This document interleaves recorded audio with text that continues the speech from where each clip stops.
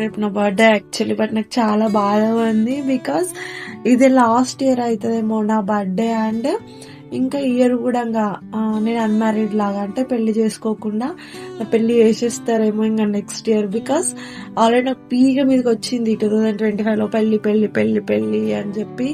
ఇంకా ఈసారి ఆగరు. నేను 10th క్లాస్ నుంచి ఆపుతున్నా, ఈసారి ఏదైనా ఆపేది లేదు. ఉన్న చుట్టాలందరూ నా మీదనే పడుతున్నారు.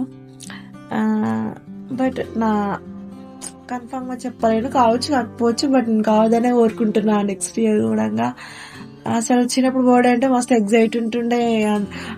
ఎవరికి కోన్ మంచి వస్తుందో వాళ్ళ ఇంటికి పోయి కోన్ వేయించుకుంటుండే. మొత్తం మెహందీ కాళ్ళకి చేతులకి చాక్లెట్స్ ఇస్తుండే. రూమ్ పోయి మార్నింగ్ ఒక డ్రెస్ వేసుకుంటుండే, నైట్ ఒక డ్రెస్ వేసుకుంటా. మా వాళ్ళు తాయిస్తుండే డబ్బులు లేకున్నా కానీ నాకు 2 డ్రెస్సులు అది అని చెప్పి.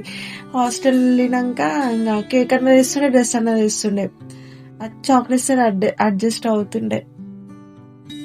ఐఎమ్ ప్రేయింగ్ లైక్ ఈ ఇయర్ కూడా కావద్దు.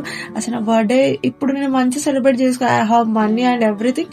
బట్ నాకు అసలు not all interested. I don't know what happen. నాకేం ఇంట్రెస్ట్ లేదు. వచ్చినప్పుడు బాగుంటుండే. Anyway happy birthday to me. ఇలానే ఉండాలి అన్మ్యారీడ్ లాగా నేను అనుకుంటున్నాను. బట్ అది కాదు, మా వాళ్ళది కూడా కావాలి. కాబట్టి thanks for everything to my parents and to my who prays wish for me. Happy birthday.